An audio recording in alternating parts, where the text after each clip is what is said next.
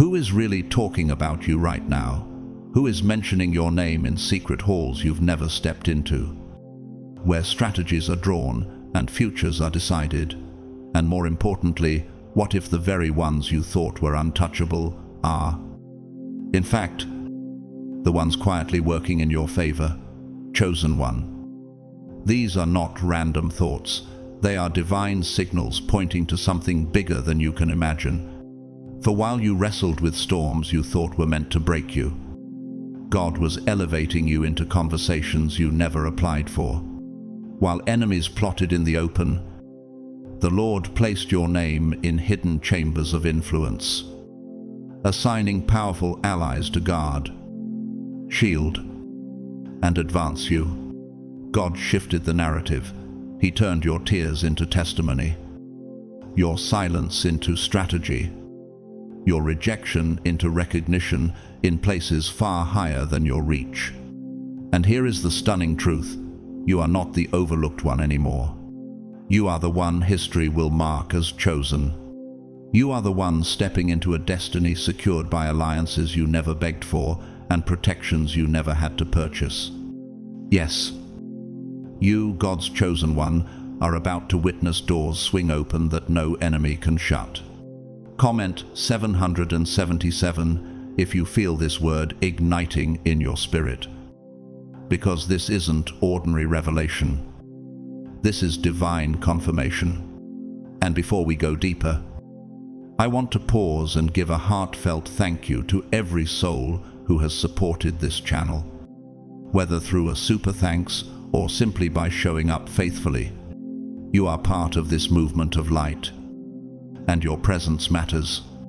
Now lean in closer, because what I'm about to reveal next will expose who in high places is secretly planning for you, and why their power is about to shock the very people who swore you'd never rise. God's chosen ones.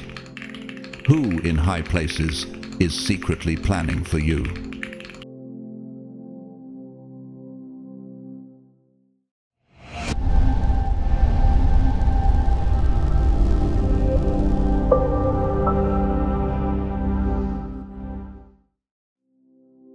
For years, doors were bolted shut, circles of power were guarded, and every network of wealth was placed out of your reach. They whispered among themselves that you were powerless, unsupported, and unworthy of a seat at the table. But what happens when the very fortress they built to keep you out becomes the fortress that shelters you? Psalm 23:5 declares, "You prepare a table before me in the presence of my enemies. You anoint my head with oil, my cup overflows." That is not poetic sentiment. It is the shocking reality unfolding right now. What they hoarded as weapons of exclusion has been transformed into instruments of your elevation. Can you imagine how humiliating it must be for them to watch the assets they thought were permanent shields now turned into trumpets announcing your rise? The enemies of Joseph once sold him for silver, believing chains would end his story. Yet in Genesis 41:41, Pharaoh himself said, "See, I have set you over all the land of Egypt." The same structures meant to bury Joseph propelled him into governance. So ask yourself, if God redirected Egypt's throne for Joseph, what do you think he is doing for you now? When influence shifts like rivers breaking their banks, your adversaries built their identities on power, money, and ties they swore were untouchable. But the boomerang effect has come. What was launched to strike you has circled back to dismantle their own fortress. Isaiah 54:17 resounds, "No weapon forged against you will prevail, and you will refute every tongue that accuses you." The brilliance here is not only that their plans failed, but that their very weapons are now defending you. The Italian conductor Arturo Toscanini once said of Beethoven's Ninth Symphony, "It is not music, it is the sound of the universe itself." In that same way, the shift happening for you is more than coincidence. It is a divine symphony, every note of wealth and influence now vibrating in your favor. And doesn't it astound you that those who once mocked you now find themselves in disarray, unable to stop the unseen orchestration of God's hand? A modern entrepreneur, Howard Schultz, founder of Starbucks, once reflected, "In life, you can't have everything, but you can have moments where everything changes." That is exactly where you stand the moment where power brokers who never knew your name now whisper on your behalf. Not because you begged, but because heaven's architecture has shifted the foundations beneath their feet. Isn't it astonishing that without campaigning, without kissing rings or sacrificing dignity, you are suddenly carried by streams that used to flow against you? Romans 8:31 rises with power. If God is for us, who can be against us? The equation of influence has been rewritten, and it terrifies those who believed they held the pen. What shocks your enemies most is that they cannot label this betrayal. Their friends who cross into your corner are not betraying, they are obeying the currents of fate. Proverbs 21:1 reminds us, "The king's heart is in the hand of the Lord. He directs it like a watercourse wherever he pleases." And so their status no longer purchases silence. Their money no longer guarantees loyalty. And their ties unravel like weak threads under divine scissors. This is not irony, it is a spiritual checkmate. The unseen hand has moved the final piece, and every illusion of control has been stripped away. It is not your wealth, not your status, not your own power that sustains you. It is that their very treasures have been recorded into your shield. And what could be more devastating for a rival than realizing their empire now builds your sanctuary? So rise, chosen one. Stand unshaken in the knowledge that what was once withheld has been delivered. Declare boldly that no system, no hierarchy, no fortress can cage what God has decreed. The high places are trembling because the resources of your adversaries have been rerouted. And as the curtain lifts, the world will see what you already know. The plan against you has become the platform beneath you. What does it mean when your name, just a whisper, just a syllable, shakes the foundations of rooms where you have never stood? Daniel 2:21 proclaims, "He changes times and seasons. He deposes kings and raises up others. He gives wisdom to the wise and knowledge to the discerning." And that is precisely what is unfolding now.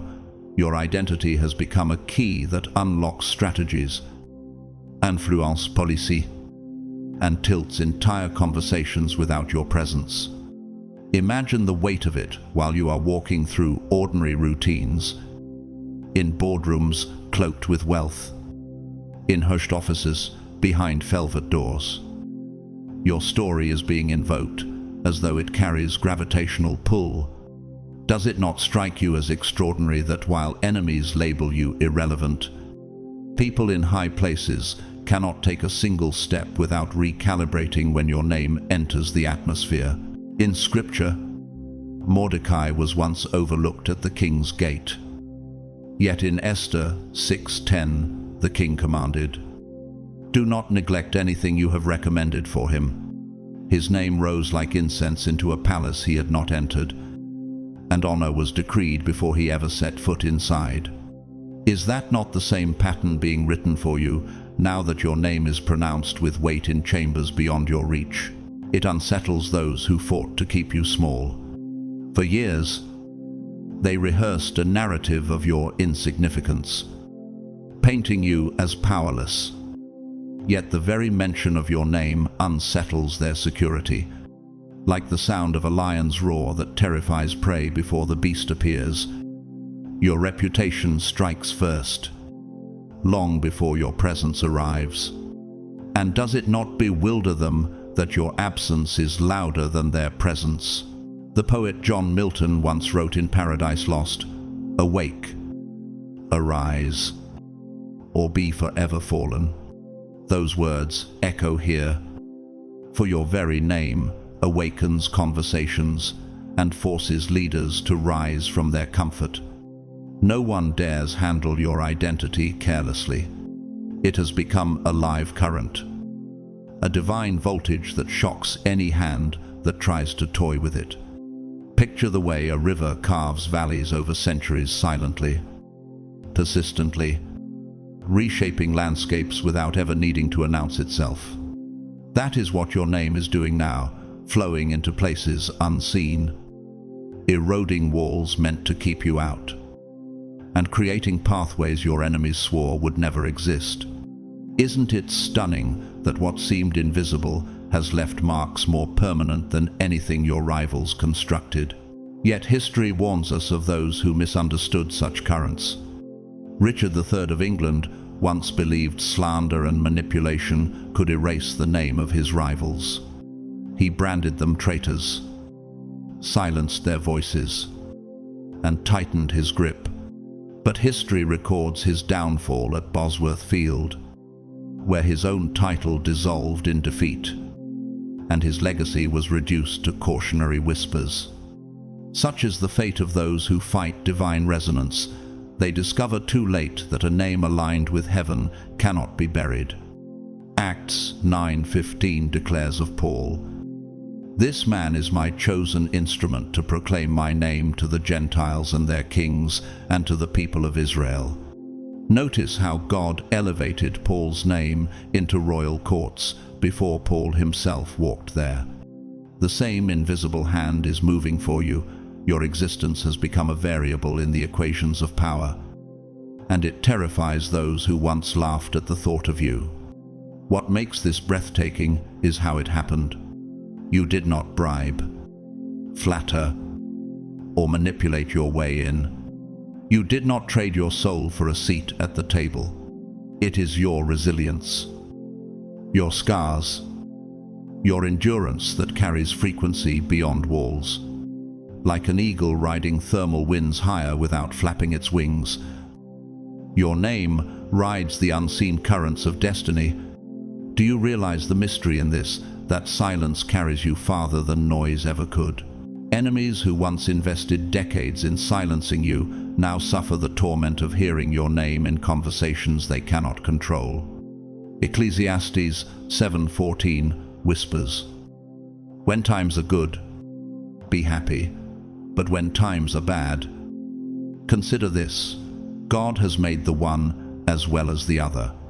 For them, times have turned bitter, because the narrative they wrote has crumbled, and your name is now recited with reverence. And so the truth stands.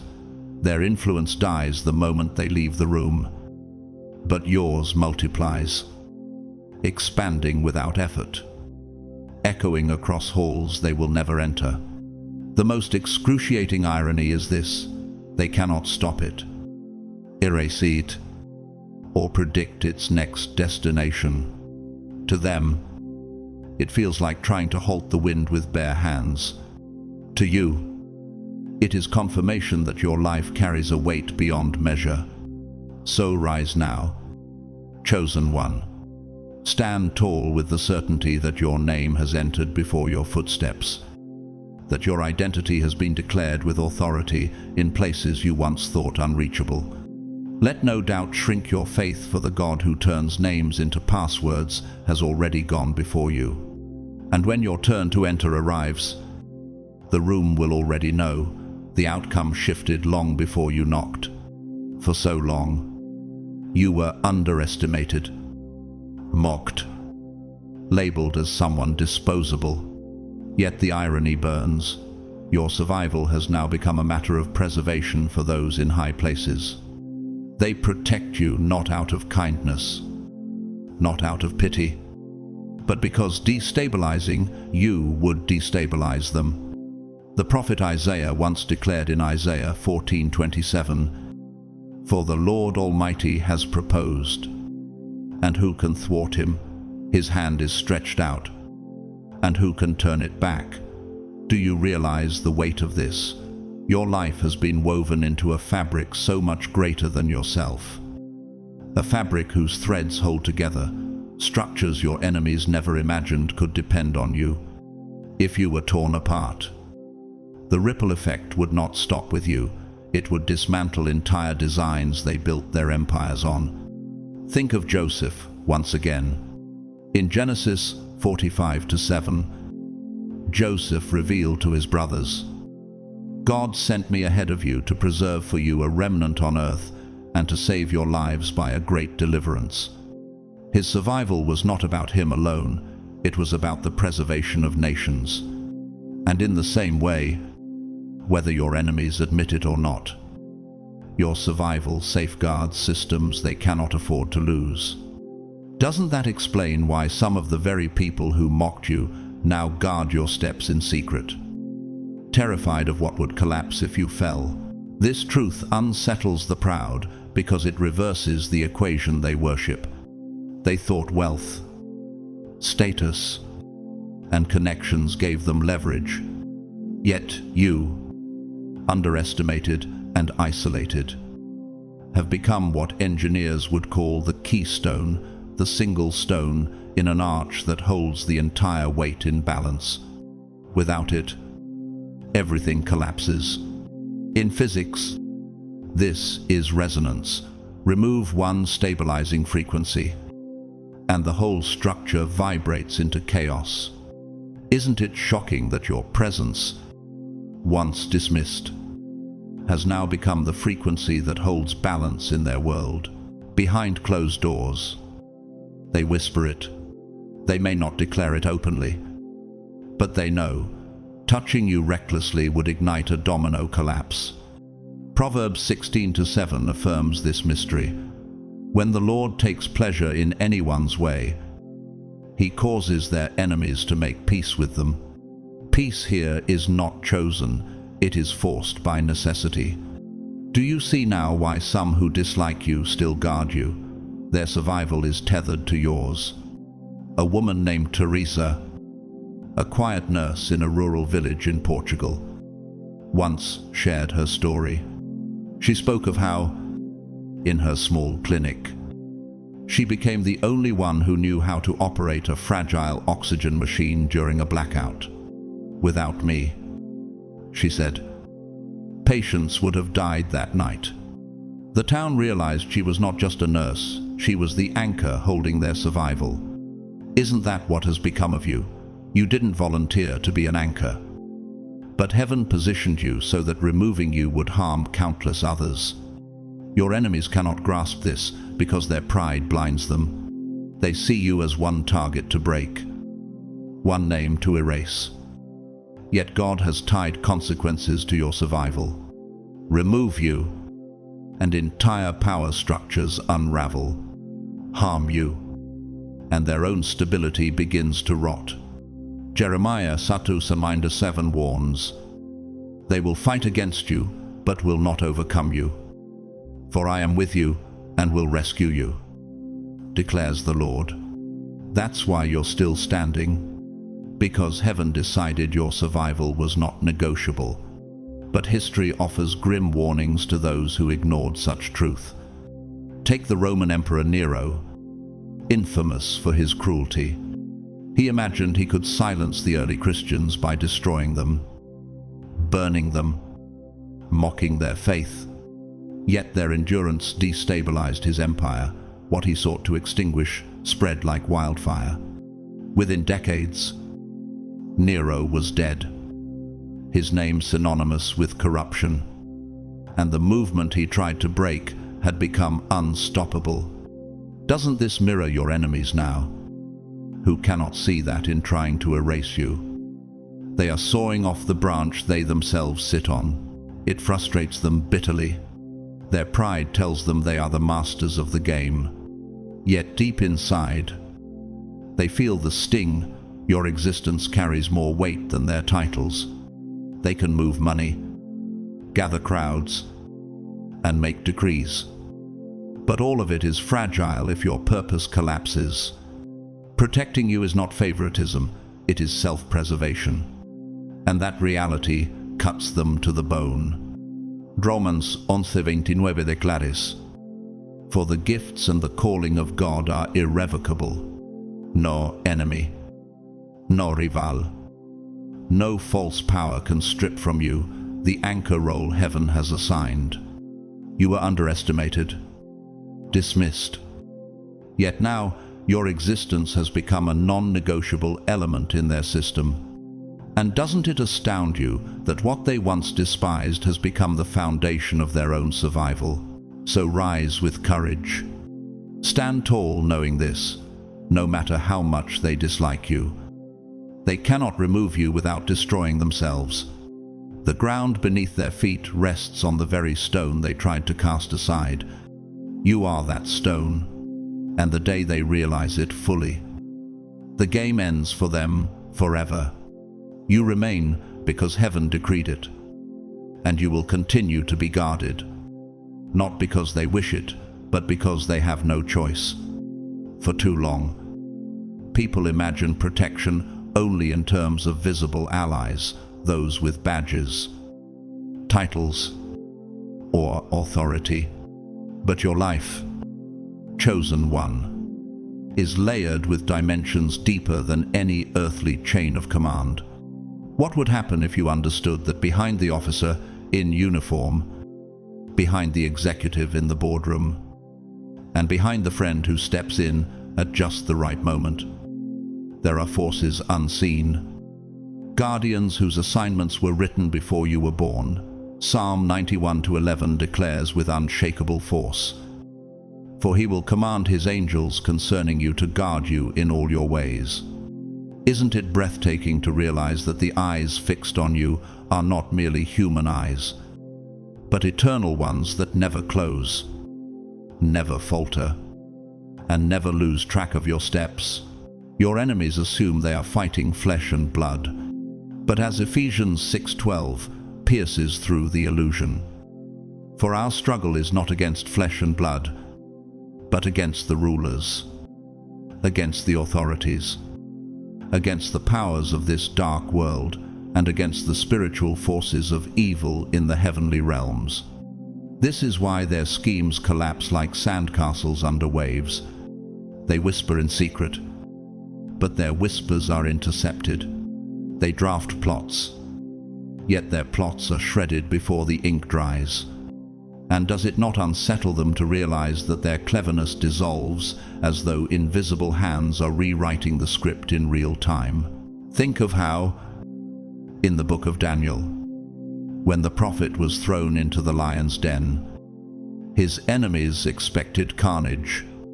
Yet Daniel 6:22 testifies, "My God sent his angel, and he shut the mouths of the lions." To those watching, it looked impossible, but to heaven's surveillance system, it was simply the execution of duty. Do you feel the resonance with your life that unseen guardians are silencing lions that roared for your downfall? The enemy's frustration grows because strange interruptions ruin their strategies. A phone call they depend on never connects. A meeting collapses in the final minute. A sudden change of heart overtakes the very person they manipulated. To outsiders, it looks like coincidence, but for you, it is orchestration. Ecclesiastes 3:14 affirms, "I know that everything God does will endure forever. Nothing can be added to it, and nothing taken from it." What was meant to harm you dissolves before it touches you. Isn't it astounding that dangers are diffused long before you even knew they existed? The great Polish composer Henryk Górecki, in his Symphony No. 3, Symphony of Sorrowful Songs, captured the ache of unseen suffering and the consolation of unseen presence. The music swells like a lament, but ends in a quiet, unshakable assurance. That is what your protection feels like. There is grief in knowing you are targeted, yet overwhelming peace in knowing heaven's resonance swallows every plot. History gives us stark contrasts. Philippe Pétain, once hailed as a savior of Verdun in World War I, betrayed his nation during World War II by aligning with occupying powers. His schemes were meant to preserve his own control, but instead his legacy collapsed into disgrace and imprisonment.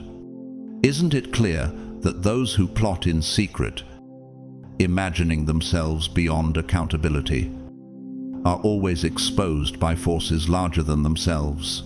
And here lies another truth. This surveillance does not need cameras, satellites, or permissions. It scans not just actions but intentions. Jeremiah 17:10 reveals this clearly. I, the Lord, search the heart and examine the mind, to reward each person according to their conduct, according to what their deeds deserve. Every whisper, every grudge, every plan against you is weighed before it ever manifests. No scheme passes undetected. A young baker named Simon from a remote village in Austria once shared his quiet testimony. He described how, during the war years, soldiers overlooked his small bakery 3 times in raids that devastated his neighbors. It was as though an invisible hand erased me from their maps, he said. His survival puzzled others, but Simon always knew it was God's shield, moving silently, leaving fingerprints in outcomes no man could explain. Doesn't his story echo yours, where sudden shifts protect you before you even notice the danger? This is why your enemies cannot sleep. They replay their failed attempts and feel as though every move is being monitored in real time. And the truth is, they are right. What they cannot admit aloud is the very thing that terrifies them most. They can fight your words, but they cannot silence the surveillance surrounding you. They can despise your presence, but they cannot dismantle the guardians who intercept their malice before it touches your life. Romans 8:31 thunders again, if God is for us, who can be against us? So rise, chosen one, stand with boldness. Know that you are never unguarded, never unseen, never left to fend for yourself. Heaven's surveillance scans the path ahead, blocks threats, and uproots dangers before you feel their sting. Let your enemies rage and plot. Their downfall is already written. What they call coincidence is your covenant. What they call mystery is your miracle. And the curtain has already lifted on the truth. They will fail, and you will remain. Many people mistake protection as something temporary, a shield that only covers the present moment. But what surrounds you is not mere defense, it is preservation of destiny. Jeremiah 29:7 reminds us, for I know the plans I have for you, declares the Lord. Plans to prosper you and not to harm you. Plans to give you hope and a future. Isn't it astounding that your life is being defended not because of who you are now, but because of the ripple effect your existence will create tomorrow?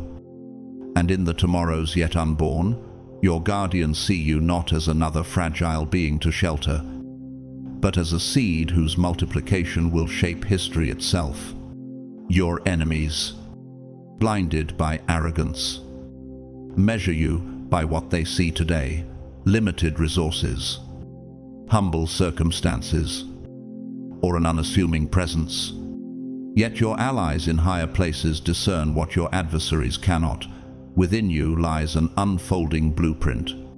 Just as Abraham was promised in Genesis 22:17, I will surely bless you and make your descendants as numerous as the stars in the sky and as the sand on the seashore. Your protection is rooted in multiplication. You are guarded because your influence is destined to outlive you, to touch dimensions that transcend your generation. Isn't it striking that the doors slammed shut in your face were not rejection, but shields ensuring your seed would not be stolen before its time? Have you noticed how delays that once frustrated you somehow preserved your strength? Psalm 121:7 declares, "The Lord will keep you from all harm. He will watch over your life." That divine watching is not punishment, it is timing. Closed opportunities were barricades against traps. Interruptions that seemed cruel were recalibrations to protect what you carry. Do you feel the weight of knowing that what you thought was loss was actually preservation? The Italian painter Fra Angelico once said, "He who wishes to paint Christ's story must live with Christ." His art, layered with luminous colors, was not just decoration, it was preservation of a sacred story for centuries to come. That is how heaven treats you, not as decoration for the moment, but as preservation of legacy. Your very existence is curated with intentional care, because the story you carry must endure. Think of the way an acorn, so small it seems insignificant, carries within it the potential to become an oak that shades generations. That is why you are guarded. The seed is hidden underground, vulnerable, yet divinely watched over until it breaks through into undeniable strength. Isn't it mysterious how what looks fragile to the eye contains the unshakable force of tomorrow's forest? History too warns us of those who failed to value divine investments. Charles Ponzi, whose schemes gave birth to the infamous Ponzi scheme, imagined he could multiply wealth through deceit. For a season, it looked as though his system worked, yet his legacy collapsed into disgrace, leaving ruin for those who trusted him. This is the fate of those who mistake manipulation for multiplication. But your life is the opposite. You are a true investment, backed not by deception, but by destiny. The Apostle Paul wrote in 2 Timothy 1:12, "I know whom I have believed, and am convinced that he is able to guard what I have entrusted to him until that day." That word guard is the same force hovering over your life. You are not just surviving day to day. You are being preserved until the appointed moment when your fruit will manifest undeniably.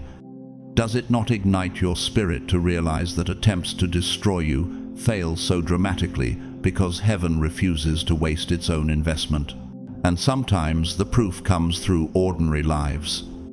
A farmer named Elias from a remote village in Kenya once shared how, during a famine, he guarded a sack of seeds while others consumed theirs in desperation. "If I eat it, it ends with me," he said. "But if I plant it, it feeds the future." Years later, that single act birthed harvests that sustained his community. Doesn't his story echo yours, that your guardianship is not about the present hunger, but about the harvest to come? Enemies grind their teeth at this mystery. They believe protection is earned by status, bought with wealth, or negotiated through influence. Yet your shield comes not from bargaining, but from destiny. The irony burns. Those who mocked your small beginnings now tremble because the system knows your fruit will be undeniable.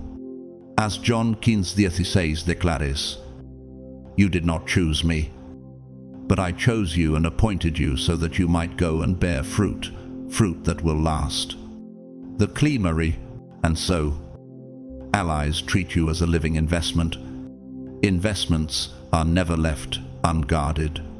They are secured, protected, and nurtured until their value bursts into the open. This is why every scheme against you collapses, why every ambush falls apart, why every attempt to uproot you backfires. You are more than a survivor, you are a seed. And no one in their right mind wastes an investment of such magnitude. So rise. Chosen one, stand in the confidence that your protection is not favoritism, it is a necessity. Heaven's shield over you is the guarantee of a future too costly to lose. Your life is preserved because your fruit will feed generations. And when the appointed season comes, no hand will be able to deny the harvest you bring. Enemies watch you with clenched teeth, baffled that their schemes crumble before they ever touch you. They convince themselves that if they can silence one voice, bribe one person, or remove one ally, your entire covering will collapse. Yet the truth slices through their illusions. Your safety has never depended on one gatekeeper. It is a system of layers, woven together like an unbreakable tapestry, each thread interlocking so that the moment one weakens, another strengthens in its place. Isaiah 58:8 affirms this mystery. Then your light will break forth like the dawn, and your healing will quickly appear. Your righteousness will go before you, and the glory of the Lord will be your rear guard. Isn't it astonishing that you are encircled by a shield that moves both ahead of you and behind you, adjusting with perfect precision? Your enemies cannot understand the depth of it because they are fighting something alive, not static, like an immune system in the human body, designed to regenerate instantly against foreign invaders. Your shield activates in real time. They thought betrayal would be your downfall. Yet betrayal only exposed another layer of loyalty, waiting in silence. They thought cutting ties would leave you isolated, but instead it revealed reinforcements standing unseen. And does it not amaze you that what they intended for your collapse became the stage for heaven's orchestration of your resilience? Scripture paints this picture vividly. In 2 Kings 6:17, Elisha prayed, "Open his eyes, Lord, so that he may see." Then the Lord opened the servant's eyes, and he looked and saw the hills full of horses and chariots of fire all around Elisha. What looked like vulnerability to human eyes was actually a layered shield of heaven's armies.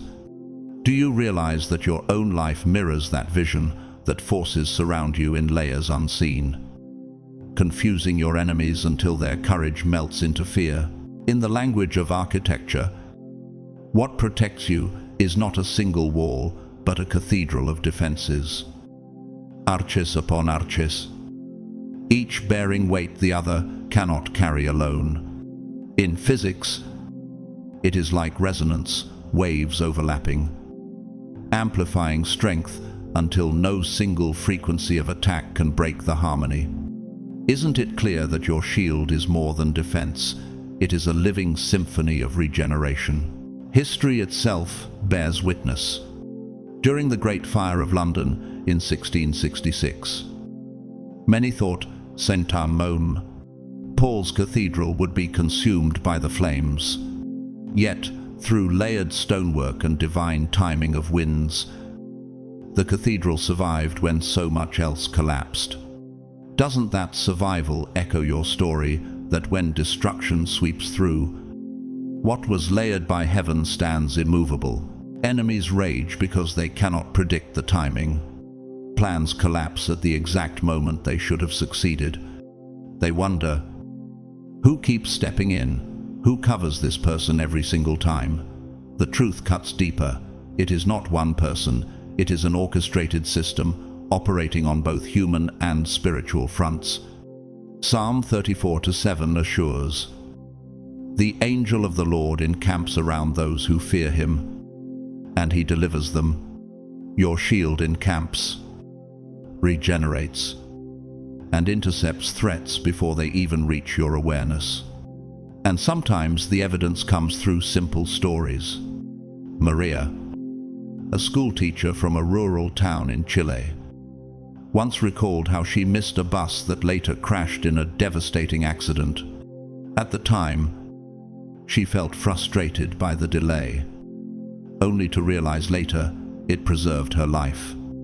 "What I thought was an inconvenience was protection," she said softly. Doesn't her story echo your own, where interruptions, delays, and sudden changes reveal themselves as layers of unseen covering? The psalmist declared in Psalm 91:4, "He will cover you with his feathers, and under his wings you will find refuge. His faithfulness will be your shield and rampart." That rampart is not a single line of defense, but an entire system of overlapping wings. And isn't it staggering to know that the enemies striking at one layer are blind to the countless others waiting behind it? The tragic fate of French Marshal Michel Ney illustrates what happens when protection is absent. Once celebrated as the bravest of the brave under Napoleon, Ney believed his honor and reputation would shield him. But when loyalty evaporated and layers of protection failed, he was executed by the very nation he fought to defend. This is the cost of fragile shields when protection is shallow. Betrayal ends in ruin. But your story is different. Your shield is designed by heaven to regenerate, adapt, and endure. Romans 8:7 proclaim, "No, in all these things we are more than conquerors through him who loved us." That is why your enemies keep losing ground. Every strike exposes their powerlessness. Every betrayal reveals your resilience. Every scheme magnifies the futility of fighting against a system engineered by God himself. So rise, chosen one. Stand unshaken. Know that your shield is not a wall to be broken, but a living fortress designed to outlast every betrayal, every strike, and every scheme. By the time your enemies realize the depth of your protection, it is already too late. You remain untouched because your covering was never fragile, it was eternal. Enemies boast with swollen pride about the networks they own. The leaders they wine and dine. The institutions they believe are chained to their commands. They whisper in arrogance that the courts belong to them. The organizations are loyal to them. The gatekeepers are under their thumb. Yet the moment of revelation strikes like thunder the very faces they trusted. The very systems they thought were cemented in their favor are suddenly standing behind you. Isn't it bewildering that what was built as their fortress now functions as your shield? Psalm 124:2-3 declares, "If the Lord had not been on our side when people attacked us, they would have swallowed us alive when their anger flared against us." Can you imagine the sting of realizing that the tables didn't just turn the entire foundation beneath their feet flipped upside down? Your enemies expected your allies to be predictable, family, close friends, perhaps a mentor or a religious figure. But your story defies predictability. Just as God used Cyrus, a Persian king, in Isaiah 45:1, to accomplish his purpose for Israel. This is what the Lord says to his anointed, to Cyrus, whose right hand I take hold of to subdue nations before him. He has raised allies for you from the most unlikely of places. Doesn't it strike you as breathtaking that the very personalities your enemies leaned upon are now leaning toward you instead? History itself testifies to these reversals. Martin Luther, the Reformer, faced an empire stacked against him. Yet, when brought before the diet of worms, protection arose not only from his own circle, but from princes and political figures his enemies assumed would crush him. Their shock was not just at his defiance, but at the unexpected shields that emerged in places they thought they owned. Doesn't this echo your life, that alliances assumed to belong to your opposition suddenly serve as your defense? The great composer Johann Sebastian Bach once wrote in his Magnificat, "He has brought down rulers from their thrones, but has lifted up the humble." His music soared, as if to remind every generation that reversal is God's signature. And your story carries that same sound. Enemies boast of their power, but the melody of divine alignment drowns their pride. as systems flip to your favor. Imagine your enemy's confusion when judges, officers, or strangers in authority make decisions in your defense. They expected blindness, but clarity appeared. They expected corruption, but integrity prevailed. Isn't it remarkable that your protection is laced with irony so sharp it cuts deeper than any sword? Acts 23:11 recounts a night when Paul, surrounded by threats, received a word, "Take courage, as you have testified about me in Jerusalem, so you must also testify in Rome." Rome, the very empire persecuting him, became the system that carried him safely to his next mission. How could enemies not tremble? Realizing the same paradox is at work in your life. What unsettles them most is the divine strategy behind it all. This is not politics, favoritism, or random luck. It is providence.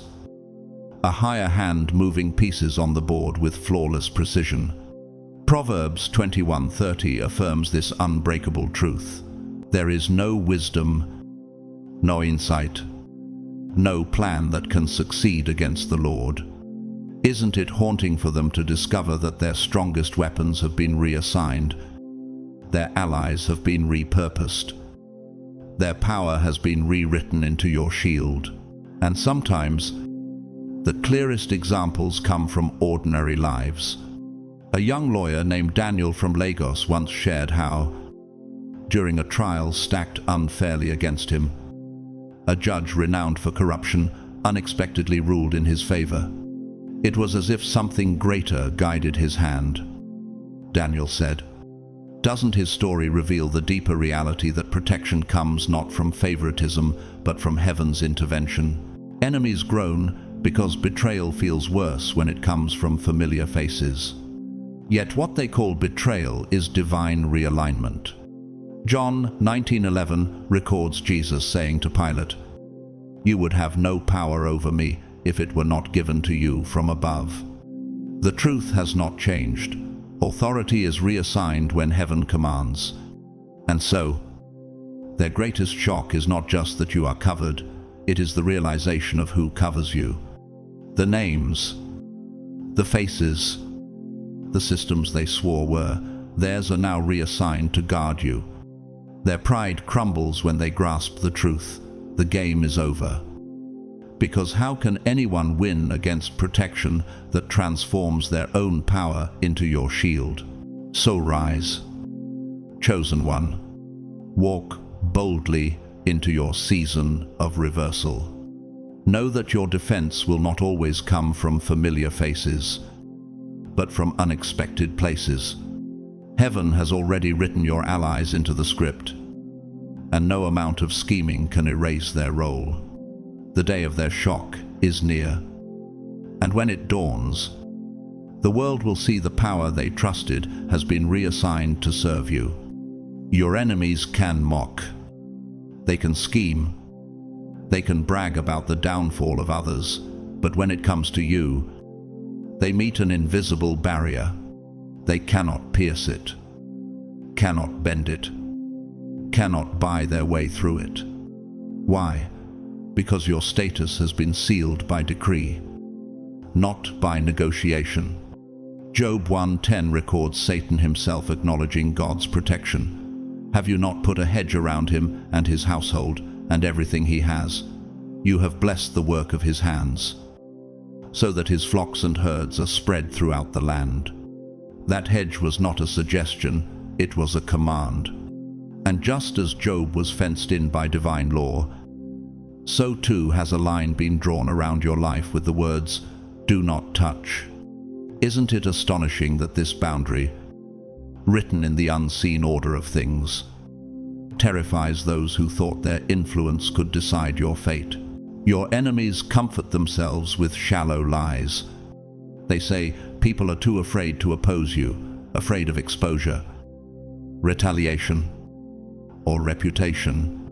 Yet fear is not what restrains them, it is law. Not human law that bends with bribes, but spiritual law that locks their hands before they even realize it. Isaiah 54:4-55 resounds, "If anyone does attack you, it will not be my doing. Whoever attacks you will surrender to you. Have you not noticed how schemes collapse before they begin? Alliances crumble in their infancy, and weapons boomerang back on those who forged them, like the roots of a giant sequoia intertwining beneath the soil. Unseen yet unbreakable. Your protection is woven into depths beyond human reach. Isn't it striking that while others fall with ease, resources drained, reputations shattered, you continue to stand untouched? As if the storm itself veers away from your path. That is not coincidence, it is enforcement. History provides chilling examples of those who defied boundaries set by heaven. King Belshazzar, in Daniel 5, mocked God by drinking from sacred vessels. Yet that very night the writing appeared on the wall, "You have been weighed on the scales and found wanting." His kingdom collapsed, and his life was taken. Doesn't this prove that when divine decrees are mocked, destruction is swift? Your enemies are blinded by arrogance, not realizing that their attempts to cross the line drawn around you carry the same fatal consequence. This truth unsettles them most because it refuses to expire. Unlike contracts that end with signatures or alliances that dissolve with betrayal, your classification is permanent. Psalm 105:15 echoes with authority, "Do not touch my anointed ones, do my prophets no harm." Can you grasp the gravity of this, that your untouchable status is stamped into eternity itself? Immune to seasons, betrayals, or pressures. The Austrian poet Rainer Maria Rilke once wrote in his Book of Hours, "I live my life in widening circles that reach out across the world." That is what your decree feels like. It ripples outward, encircling you in widening shields that enemies cannot calculate or cross. Doesn't it move you to realize that every attempt against you has already been neutralized by the unseen circles of divine law? And sometimes the evidence comes from humble voices. A woman named Amara, a street vendor in Ghana, once testified how a group of men tried to sabotage her small stall by spreading lies about her products. Yet before their plan took root, a city inspector whom she had never met cleared her name publicly and penalized her accusers. "It was as though heaven had stamped me with a warning sign," she said. Doesn't her story echo yours? Where unseen decrees silence opposition before it can wound you, enemy is rage. For they have seen stronger people fall with ease, families destroyed, empires crumbled, legacies erased. So why do you remain untouched, unbroken, unshaken? Because your decree was not signed by men. It was issued by the Almighty. Romans 8:33 declares, "Who will bring any charge against those whom God has chosen? It is God who justifies." Isn't it terrifying for your rivals to realize they are not fighting against you, but against the very decree of heaven? They can waste time plotting, but they cannot rewrite the command. They can fling arrows, but the air bends to shield you. They can attempt to organize, but alliances collapse like sand castles against the tide. The longer they resist, the harsher their downfall becomes. For some laws exist beyond their reach, and you are living under one of them. So rise, chosen one. Stand in the unshakable truth that your classification is not temporary, not negotiable, not vulnerable to human schemes. You are untouchable, and every hand stretched against you will pay the price of disobedience. The decree has been written, and it cannot be erased. For years, they imagined you were the one under constant scrutiny. They hovered, waiting for you to slip, dissecting your words, studying your steps, whispering in corners as though your life were a specimen on their microscope slide. But what they never understood is that while they watched you, heaven was watching them. Psalm 33 to 13:15 resounds with piercing clarity. From heaven the Lord looks down and sees all mankind. From his dwelling place he watches all who live on earth, he who forms the hearts of all, who considers everything they do. Doesn't it strike you as chilling that every trap they set, every whisper they spread, every scheme they launch is being logged, not as forgotten failures, but as evidence in a case they didn't know was being built? They comfort themselves with lies, saying their plans vanish when they collapse. Yet nothing vanishes. Every word, every intention, every action becomes a file in the courtroom of eternity. Isn't it sobering to realize that their strategies are not erased, but archived, each attempt piling up as testimony against them? In Revelation 20:12, the vision is recorded, "And I saw the dead, great and small, standing before the throne, and books were opened." Your enemies, blinded by arrogance, are unwittingly writing their own chapters in those books. This is why their frustration grows with every failure. To them, it feels like setbacks without explanation, opportunities slipping through their hands, partnerships dissolving, secrets leaking at the worst possible moment. But to heaven, it is accountability unfolding in real time. Doesn't it make sense now why strange misfortunes follow them after they attack you? Their own actions boomerang back as judgment, each failure echoing louder than the last. The prophet Obadiah once warned in Obadiah 1:15, "The day of the Lord is near for all nations. As you have done, it will be done to you. Your deeds will return upon your own head." Isn't that exactly what terrifies them most without their knowing? They believe you are the target under surveillance. Yet, in truth, they are the ones under watch. Their every deed logged by spiritual forces, divine order, and unlikely witnesses they never suspected were paying attention. The irony is sharp. Every accusation they throw becomes evidence of their own corruption. Every pit they dig is a testimony of their intent. In psychology, this is known as projection, when people assign their own flaws onto others. Isn't it fascinating that in trying to expose you, they only broadcast the rot within themselves? History illustrates this clearly. Richard Nixon, once President of the United States, believed his enemies were the ones to be monitored. He authorized tapes, surveillance, and schemes to expose others.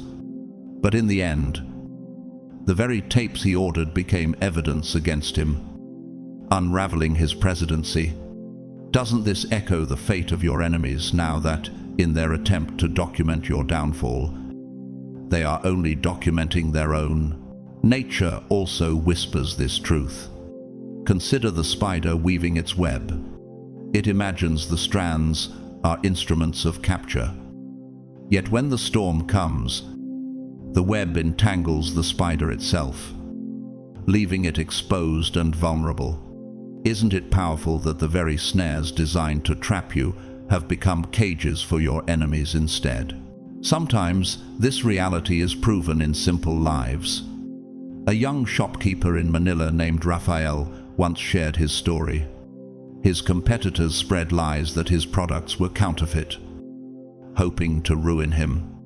But when officials investigated, they discovered not only his authenticity, but also layers of fraud in his accusers' businesses. "They thought they were burying me," Rafael said, "but they handed the shovel to themselves."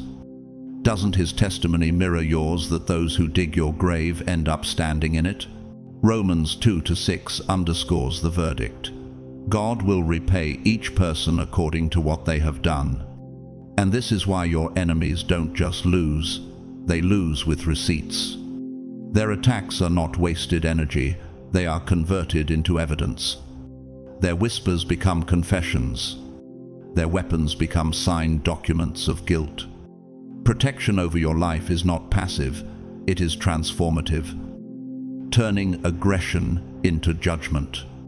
So when the reckoning arrives, they will realize too late that they were never hunting you. They were building the case that would bring themselves down. And isn't it extraordinary that the very energy once spent against you has become the material that seals their downfall? So rise. Chosen one, stand with the boldness of one who knows the courtroom of heaven is already tilted in your favor. Your enemies are not only failing, they are documenting their own defeat. And when the final judgment comes, the evidence will shout louder than their lies, declaring what was always true. You were never the one exposed. They were. What once looked like an impenetrable fortress of unity among your enemies is unraveling thread by thread. Their alliances, once toasted with laughter and arrogance, now fracture into suspicion, paranoia, and betrayal. They thought their collective power would be a tidal wave that drowned you, boxing you into a corner with no escape. But isn't it staggering to witness that the same wave has broken against the rock of your divine shield? Ecclesiastes 7:8 declares, "The end of a matter is better than its beginning, and patience is better than pride. Their proud beginning promised strength, but the ending is marked by collapse, suspicion, and humiliation. This is no ordinary disunity. Their unraveling is engineered by the hand of heaven." Psalm 68:1 thunders, "Let God arise. Let his enemies be scattered. Let those who hate him flee before him." That scattering is happening in real time. Instead of moving in sync, they glare at one another with side eyes, wondering who has already defected, who has turned into your quiet ally, who whispers your name with respect while pretending to conspire. Can you sense the brilliance of this divine protection, that it not only blocks attacks, but dismantles the attackers themselves? History itself offers striking parallels. Julius Caesar, surrounded by senators who pretended loyalty, fell not to outside enemies, but to betrayal from within. The very alliance that claimed to strengthen Rome turned its daggers inward. Isn't it chilling that your enemies now mirror that same self-destruction? Their hands raised not against you, but against each other. And in this unraveling, heaven uses what psychologists call paranoia loops. Doubts spiral endlessly. Who leaked the plan? Who is secretly admiring you? Who might betray the group next? Proverbs 26:27 warns, "Whoever digs a pit will fall into it. If someone rolls a stone, it will roll back on them." Their minds, once confident, now echo with doubts. And the pit they dug for you has become their grave of suspicion. The irony burns hottest when admiration creeps into their circles. Some of those they counted as soldiers in their mission against you now quietly respect you. Some weigh the cost of betraying the group in order to protect you. Doesn't it unnerve them to realize that their greatest fear is not your strength, but the shifting loyalty of their own allies? Acts 5:39 carries this same warning. If it is from God, you will not be able to stop these men. You will only find yourselves fighting against God. Not. The French painter Eugène Delacroix once wrote, "What moves men of genius, or rather, what inspires their work, is not new ideas, but their obsession with the idea that what has already been said is still not enough." Isn't that true here? Your enemies repeat their plots. to rehearse their hatred, yet it is never enough to hold them together, because divine obsession with your preservation overwhelms their schemes. Nature itself illustrates this paradox. A hive of bees thrives when harmony rules, but introduces smoke or disruption, and suddenly the swarm turns chaotic. Bees attacking one another instead of defending the hive. That is exactly what is happening to your enemies. The smoke of divine interference has turned their unity into chaos. And sometimes the truth is revealed in ordinary lives. A mechanic named Jonas from a small town in Poland once shared how a group of rivals tried to undercut his shop by forming an alliance. Yet within months, jealousy and greed caused them to turn on each other, leaving Jonas untouched. "They collapsed without me lifting a finger," he said. Doesn't his testimony echo your reality that alliances formed against you disintegrate under their own weight? Isaiah 41:11 confirms the verdict. "All who rage against you will surely be ashamed and disgraced. Those who oppose you will be as nothing and perish." That is why your enemies' plots never last long. Someone gets greedy. Another grows impatient. Another begins questioning the very mission. And the scheme begins to eat itself from the inside out. What humiliates them most is that they cannot blame you. You did not sneak into their meetings. You did not plant spies in their circle. They destroyed themselves under the weight of divine order. A spiritual architecture designed so that no alliance of darkness can stand against you. Isn't it extraordinary that the strength they thought was in their numbers has been converted into chaos by the shield around you? So rise, chosen one. Stand in the certainty that your presence is enough to fracture the enemy's camp. Their unity cannot hold, because your destiny cannot be crushed.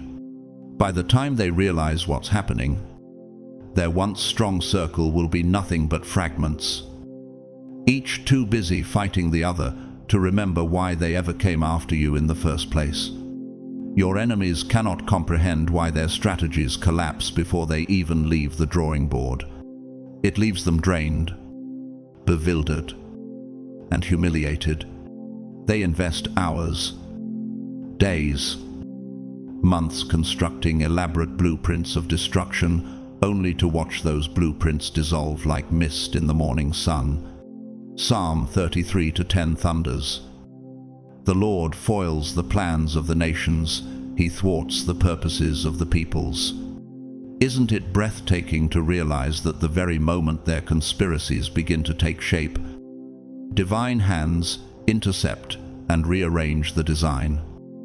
Erasing traps before they are born, they labor with pride, whispering in dark rooms, calculating every detail as though their power could rival heaven's. And yet, just when the strike is about to fall, their alliances fracture. A partner withdraws support, resources vanish, or messages misfire in critical moments. Doesn't it puzzle them that their failures repeat with such precision that it can no longer be dismissed as coincidence? Isaiah 8:10 declares, "Devise your strategy, but it will be thwarted. Propose your plan, but it will not stand. For God is with us." Why? This is the brilliance of your shield. It does not wait until the arrow is launched. It dismantles the weapon while it is still being forged. Their intentions are edited in real time. Their hatred intact, but their opportunities evaporating. Like architects watching their blueprints mysteriously altered overnight. They find their designs distorted by an unseen hand. Isn't it striking that no matter how carefully they draft, the final copy always bears divine red ink? History offers sobering confirmation. The infamous Guy Fawkes and his co-conspirators spent months plotting the gunpowder plot of 1605, determined to blow apart the English Parliament. But the plan collapsed before it began betrayed. exposed, and dismantled before a single fuse could be lit. Isn't this exactly what happens to your enemies, that their plans die in the womb? Never allowed to taste daylight, nature whispers the same parable. Seeds buried too shallow are scorched by the sun before they can sprout. Roots cut short never become trees. Their schemes are like those shallow seeds appearing potent, yet destroyed before maturity. Proverbs 19:21 resounds. Many are the plans in a person's heart, but it is the Lord's purpose that prevails. Will men? Sometimes this truth emerges from ordinary lives. A teacher in Brazil named Camila once shared how colleagues schemed to discredit her with false accusations. Yet, just before the accusations could be filed, a sudden audit revealed corruption in her accuser's own records, silencing them completely. It was as though heaven revised their script before it reached the stage. She said, "Doesn't her story mirror yours, that unseen editing hands remove the venom before it strikes? And the most humiliating part for your enemies is that you often remain unaware of how many weapons were being forged against you, while you walk forward unshaken. Those weapons disintegrate behind the scenes. They alone are left with the bitterness of wasted energy, their hands empty, their pride in ashes." Job 5:12 declares. He thwarts the plans of the crafty, so that their hands achieve no success. Isn't it extraordinary that you reap the blessing of peace, while they reap only exhaustion? Psychologists describe this as cognitive dissonance, the torment of holding two opposing truths at once. Your enemies know their hatred burns, yet they cannot deny their opportunities evaporate. Isn't it ironic that what feels like bad luck is actually accountability in disguise? Their designs are not their own, and the bitter truth dawns on them. The drafts they draw are subject to an architect higher than themselves. And what terrifies them most is that the pattern will not change. Every blueprint they draft will be rewritten. Every scheme they imagine will collapse. Every plan they give birth will be miscarried by decree. Romans 8:1 reminds us, "If God is for us, who can be against us? Exai, so res." Chosen one, stand firm, knowing you are shielded by a protection that dismantles attacks before they breathe their first breath. Your enemies' grand designs will forever be unborn, erased by divine order, their ink fading before the page is dry. And when the final reckoning comes, they will realize their battle was never with you, it was with the author of the blueprint itself. Protection alone could keep you safe. But what surrounds your life has never been about mere survival.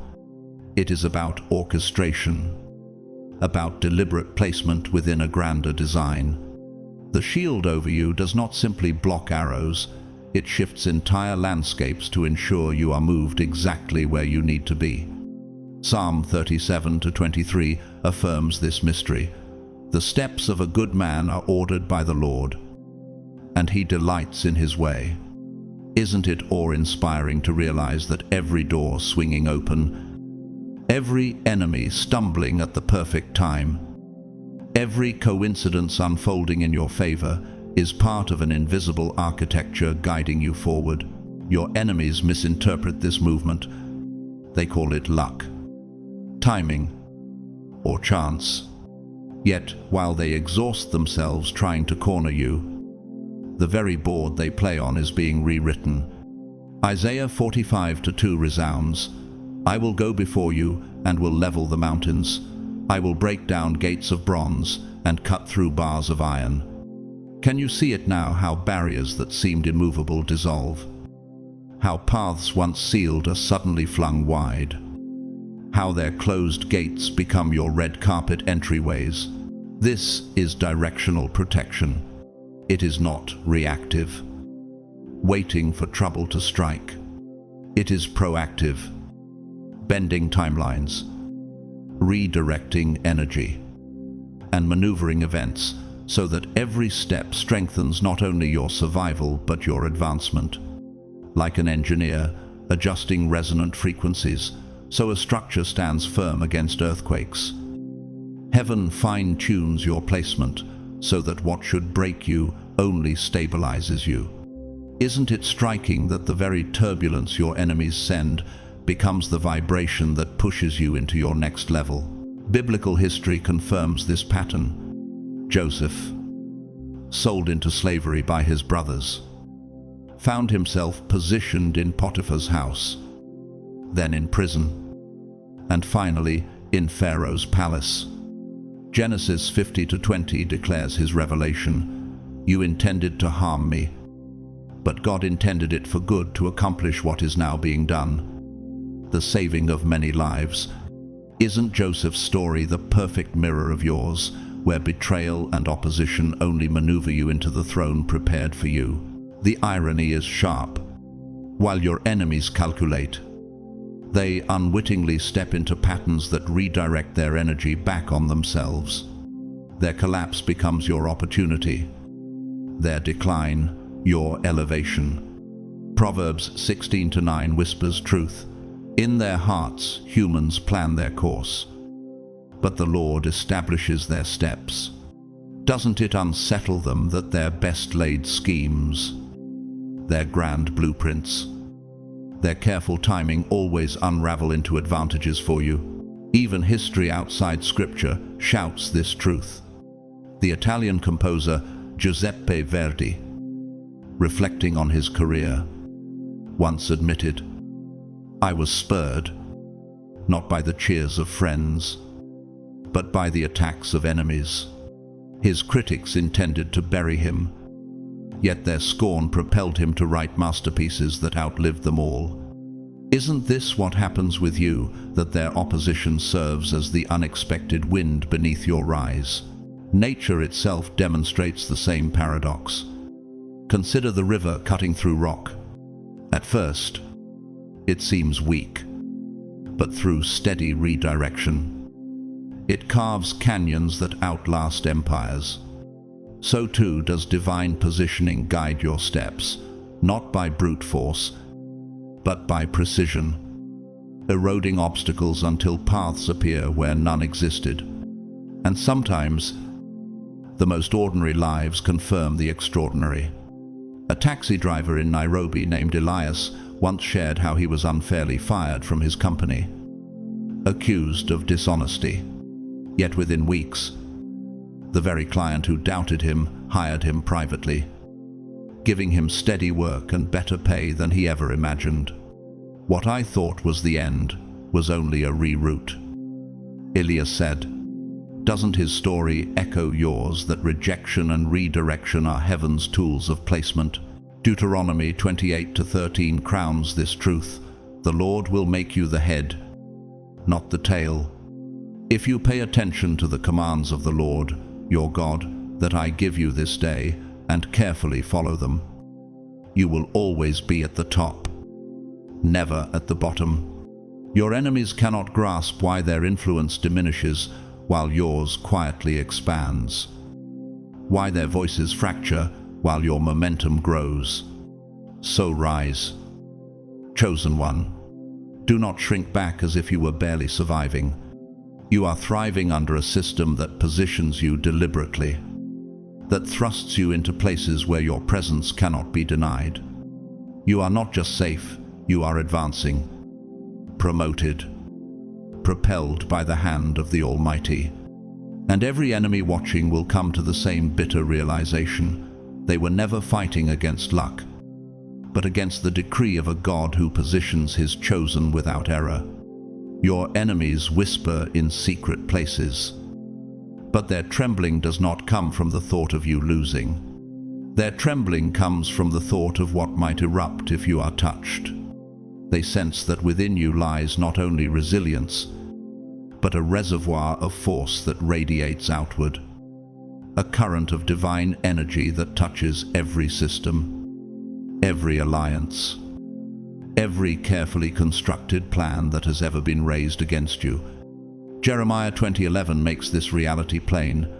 But the Lord is with me as a mighty warrior, so my persecutors will stumble and not prevail. They will fail and be thoroughly disgraced. Their dishonor will never be forgotten. Doesn't it stir something in you to know that if harm ever pressed into your life, the eruption would not be quiet? It would ricochet, unpredictable and uncontrollable, swallowing the very architects of betrayal in the chaos they themselves set in motion. Every attack is not simply opposition, it is a test of containment. Your protection is not merely kindness, it is strategy. Job 1:10 records Satan himself complaining about this divine hedge. Have you not put a hedge around him and his household and everything he has? Doesn't that echo your life now, that the hedge around you is not to keep you small, but to hold steady a power so vast that even your enemies rely on your endurance without realizing it? Consider how nature reveals this mystery.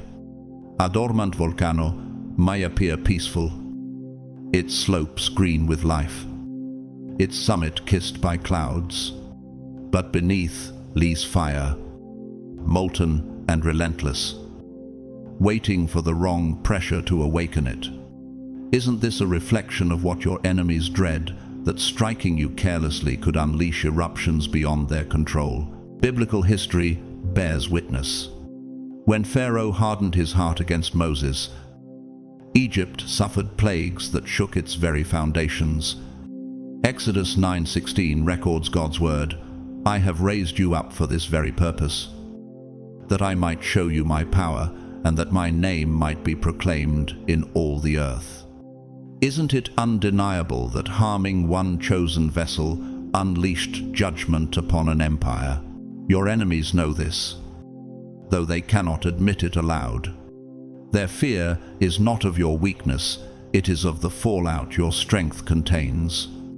Their hands tremble because they sense that your presence stabilizes storms, shields fragile structures, and keeps their fragile alliances intact. Remove you, and balance collapses. Attack you, and every hidden agenda is exposed. Isn't it ironic that the very ones who longed to break you are the ones now held captive by the terror of what your release would mean? History outside Scripture proves this pattern too. The German composer Richard Wagner once said of music, "It begins where speech ends." That is the essence of your resilience. It speaks where words fail. The vibration of your endurance carries like a symphony through the halls of power, unsettling enemies who cannot understand why their strategies unravel in your presence.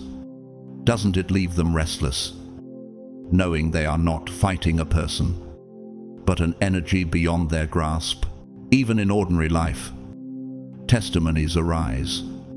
A nurse in Mexico named Clara once faced constant slander from colleagues jealous of her rise. Yet, when they tried to sabotage her by tampering with patient records, the hospital system malfunctioned, exposing not her but the corruption of those plotting against her. Clara later said, "It was as if the walls themselves refused to let lies stick to me." Doesn't her story echo yours, that betrayal only detonates against its author, while your strength remains the stabilizing force? Scripture gives the final verdict. Isaiah 5:8 proclaims, "When the enemy comes in like a flood, the Spirit of the Lord will lift up a standard against him." And Romans 8:37 crowns it, "No, in all these things we are more than conquerors through him who loved us." Isn't it breathtaking that you are not merely surviving attacks, but holding back storms that would consume entire systems? So rise, chosen one. Stand not as one trembling at what might be lost, but as one carrying the unshakable truth. Your enemies are restrained by the very power they fear you will one day release. You are untouchable not only because you are guarded, but because you are the vessel that holds chaos at bay. And when the time comes, they will understand what you already know. The universe is aligned with you, and no hand can strike without striking itself. This is what bewilders your enemies the most. They watch in disbelief as men and women, institutions and strangers, move on your behalf with an urgency that cannot be traced to contracts, debts, or bargains. They whisper to themselves, what did he promise them? What did she give them? What leverage do they hold? And yet the answer slips through their fingers: nothing. These allies were not bribed, coerced, or seduced into loyalty. Their steps are propelled by a current invisible to human eyes, a compulsion rooted in forces that exist beyond ego, politics, or ambition. Proverbs 21:1 explains this mystery. The king's heart is in the hand of the Lord. He directs it like a watercourse wherever he pleases. Doesn't it astonish you that even those in high places who cannot explain why they act in your favor confess that something greater than them guides their hand? Your enemies are outraged because they have always believed that every allegiance has a price tag. To them, influence is transactional, loyalty is rented, and help is bartered. Yet your allies operate outside that economy. Their interventions arrive at precise moments, like perfectly timed strokes in a symphony. Psalm 121 contra 7 declares, "The Lord will keep you from all harm, he will watch over your life." Isn't it clear that your guardians are not driven by personal gain, but by a higher order that positions them to intercept danger before you even know it exists? History proves this pattern. During World War II, the Swedish diplomat Raoul Wallenberg risked his life to save thousands of Jews from the Holocaust. He had no personal debt to them, no reason rooted in politics or family ties. He moved because an invisible moral current compelled him. Isn't this the same bewildering force moving in your favor, that people who owe you nothing step forward at great cost to themselves? Nature illustrates this with clarity too. Migratory birds fly in synchronized patterns across oceans and continents, each one seemingly independent, yet moved by unseen magnetic currents. Your protection mirrors this rhythm. Allies appear, interventions align, doors open, not because of manipulation, but because unseen fields of divine magnetism move hearts toward you. Isn't it striking that this current is immune to your enemies' bribes, immune to their threats, and immune to their schemes? But Scripture sharpens the truth. Isaiah 14:14 proclaims, "For I am the Lord your God, who takes hold of your right hand and says to you, 'Do not fear, I will help you.'" Doesn't this expose the irony? Your enemies assume you manipulate alliances, but in reality, alliances are compelled because heaven itself recognizes your value and enforces it. Their movements are not reflections of your power, but of God's orchestration. Sometimes this truth surfaces in ordinary lives. A seamstress named Marta in Lisbon once recounted how a local official, who had never spoken to her before, suddenly defended her against false accusations in the marketplace. "I don't know why I did it," the man later admitted. "Something inside me would not allow me to stay silent." Isn't her story a perfect mirror of your life, that ordinary people who owe you nothing suddenly rise to shield you with inexplicable conviction, and the pattern repeats, leaving your enemies baffled? They see results without understanding the cause. They see doors opening without keys, alliances forming without negotiations, protection arriving without explanation. Their frustration curdles into desperation. Because they cannot interfere with currents they cannot see. Job 42:2 seals the truth. I know that you can do all things. No purpose of yours can be thwarted. We have not it worn, rhymed. The irony cuts deepest when they realize they cannot threaten or buy the very forces that guard you. Their power stops at the edges of divine orchestration. Their levers of control snap uselessly against the unbending will of God. Isn't it humiliating for them to discover that what they thought was manipulation is actually orchestration? What they thought was fragile is unbreakable, and what they thought was human is divine. The poet John Milton, in Paradise Lost, once wrote, "They also serve who only stand and wait." Your allies embody this paradox. They move not because they must, but because in waiting and acting, they serve a purpose greater than themselves. Doesn't it stir you to know that your very life is enveloped by a network of visible and invisible guardians? Instruments of a design larger than loyalty, stronger than manipulation, and immune to corruption? Isaiah 54:17 gives the final decree, "No weapon forged against you will prevail, and you will refute every tongue that accuses you." Your protection is not fragile. It cannot be bargained with. It cannot be turned. It is intentional, precise, and unstoppable. And so, chosen one, rise. Stand in the confidence that you are orchestrated, shielded, and positioned by forces your enemies cannot trace, cannot predict, and cannot stop. Every scheme they launch becomes proof of their futility. Every attempt at control becomes testimony of their defeat.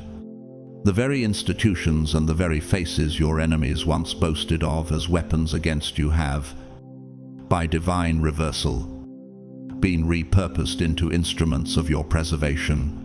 They leaned on courts, councils, corporations, and companions, only to watch in horror as those very systems became your unexpected shield.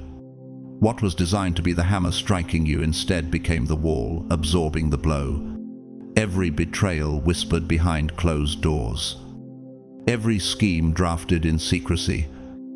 Every dagger raised in the shadows has collapsed before it could even graze your destiny. Psalm 33:10 thunders this reality into being. The Lord brings the counsel of the nations to nothing. He frustrates the plans of the peoples. Do you feel the gravity of this? What they thought would bury you became the soil out of which your resilience flourished. Your presence itself has shifted the very dynamics of power, recalibrating the battlefield in ways your enemies cannot predict or endure. Where they once found unity, suspicion now festers. Where they once celebrated loyalty, distrust corrodes their foundation. It is as if an unseen architect has redrawn the blueprints of their alliances, introducing fractures in the very beams they trusted to hold. And like a fortress struck by tremors from within, their conspiracy crumbles under its own unstable weight. Jeremiah 1:19 echoes the scene. They will fight against you, but they shall not prevail against you, for I am with you, declares the Lord, to deliver you. Can you sense the irony? That while they exhaust themselves tearing at your future, the only collapse occurring is within their own ranks. Meanwhile, as their trust dissolves and alliances disintegrate, doors once bolted against you swing open with timing too precise to be mere coincidence. Opportunities flow toward you with the resonance of a well-tuned instrument, each one carrying the vibration of favor.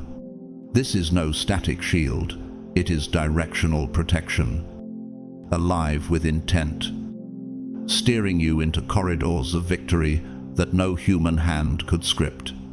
In physics, There is the principle of vector alignment, where force is not only applied but aimed.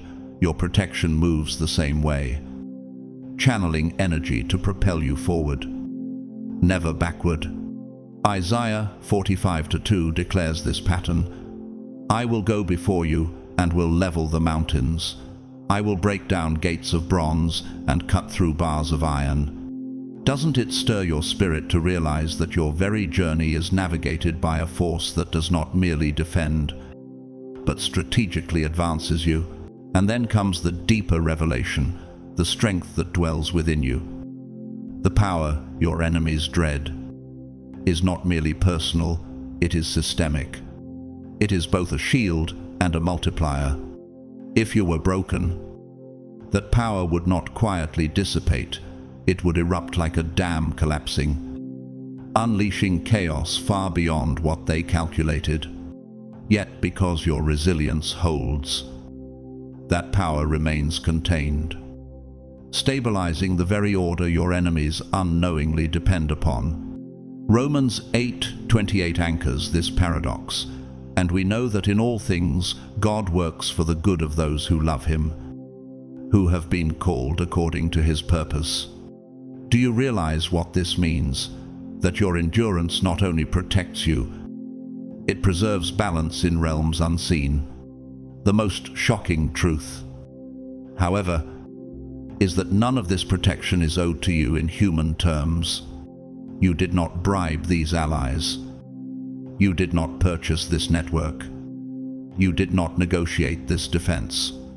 Those who rise in your defense move not because of ambition, ego, or transaction, but because they are compelled by a current higher than themselves, a hidden resonance, like cosmic frequency, pulls them into alignment with your survival.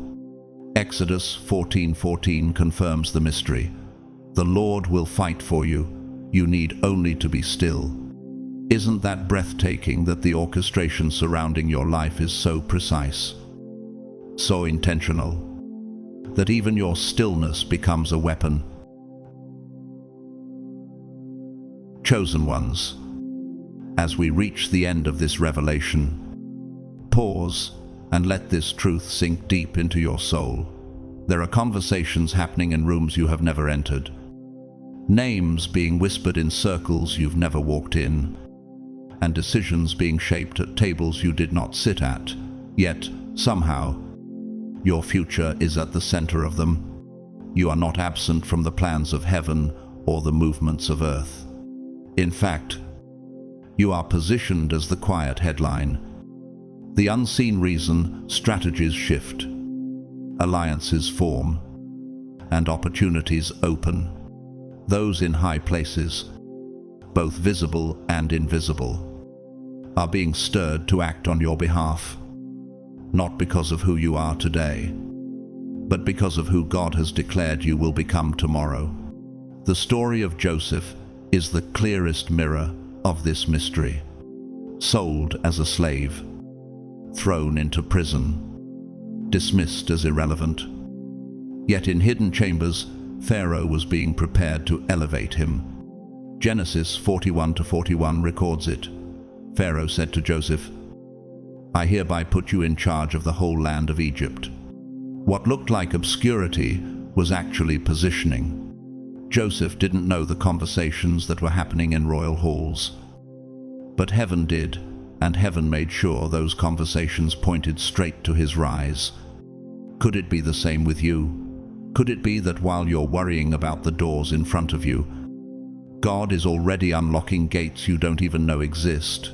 Every plot against you, every scheme designed to hold you down, has only become fuel for your ascension. Psalm 23:5 whispers assurance into your struggle. You prepare a table before me in the presence of my enemies. It means the very stage your enemies hope to humiliate you on will become the table where you feast. The divine irony is unavoidable. They plan for your downfall, but end up spectators to your elevation. And as this unfolds, you realize protection has never been passive, It's been directional. Shields do not merely block, they redirect the arrows of hate into the scaffolding of your destiny. Perhaps right now you feel surrounded, as though the opposition is louder than the promise. But remember Daniel in Babylon. When lions roared, God was already turning the hearts of kings. Daniel 6:23 tells us, no wound was found on him, because he had trusted in his God. Trust carried him where politics could not. Trust preserved him where human power should have failed. And trust will do the same for you, because the real power does not rest in who plots against you, but in who is secretly planning for you from above. Let this truth spark a question in your heart. What if the delays in your life are not denials, but rehearsals? What if the people ignoring your potential today will be the very voices testifying of your greatness tomorrow? Ecclesiastes 3:11 assures us, He has made everything beautiful in its time. Timing is not your enemy, it is your hidden ally. And the timing of heaven is what makes secret plans erupt into public breakthroughs at the moment that shocks both your enemies and your friends. Think of Esther, the young woman who was quietly elevated to queen, not knowing that years later her position would save an entire people. Esther 4:14 resounds through history, and who knows but that you have come to your royal position for such a time as this. Beloved, chosen one, that same whisper belongs to you. Perhaps the very reason you were preserved, guarded, and positioned is because your life is tied to a breakthrough that will shake generations. What you unleash will not stop with you. It will ripple far beyond what you can currently see. And now, I ask you, will you walk with confidence, knowing heaven is rewriting scripts on your behalf? Will you dare to trust that the secret conversations of today are preparing the public revelations of tomorrow? You do not walk unguarded. You do not move unseen. Your destiny is monitored, secured, and advanced by forces greater than you can imagine. The weight of your assignment is too costly for heaven to leave unprotected. Chosen ones, this is your hour to stand tall. This is your call to rise, not in fear, but in faith. For those in high places are secretly planning for you, and the God who placed you in this generation will not let their plans fail.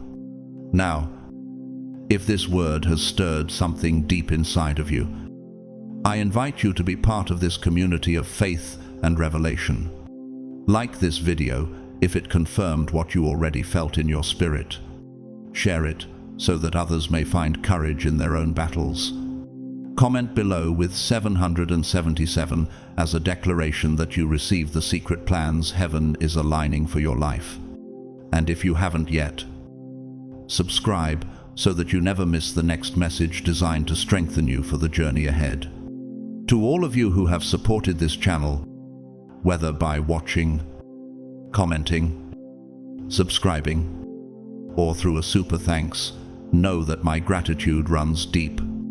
Your presence here is not taken for granted, because together we are building a space where truth flows freely and encouragement never runs dry. And now I speak blessing over you.